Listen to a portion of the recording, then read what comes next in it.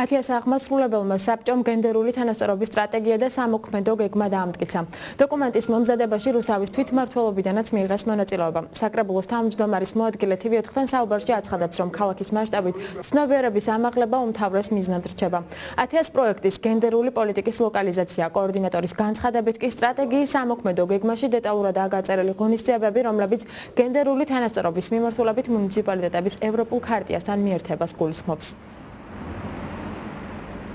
სტრატეგია უფრო ზოგადი დოკუმენტია და 4 ძირითადი მიზანი აქვს რეალურად. ეს მიზნები მორგებული არის იმ პროექტიდან გამომდინარეობს უბრალოდ რომელსაც ვახორციელებ გაეროს ქალთა ორგანიზაციის და ნორვეგიის მთავრობის მხარდაჭერით და ევროპის რეგიონი და მუნიციპალიტეტმა საბჭომ შეიმუშავა დოკუმენტი, ეს გახლავთ ევროპული ქარტია ადგილობრივ დონეზე ქალთა და მამაკაცთა თანასწორობის შესახებ, რომელსაც ხელს აწერს ძალიან ბევრი ქვეყნის 60-ზე მეტი ქვეყნის მუნიციპალიტეტი, ევროპული ქვეყნის მუნიციპალიტეტები და საქართველოს პირველად ჩვენი შუამდგომლობით სწორედ ახლო წარსულში მოაწერა ხელი და რუსთავის მუნიციპალიტეტი არის ერთ-ერთი, ესე ვთქვათ, პირველი ამ ხელმოწერ მუნიციპალიტეტებში.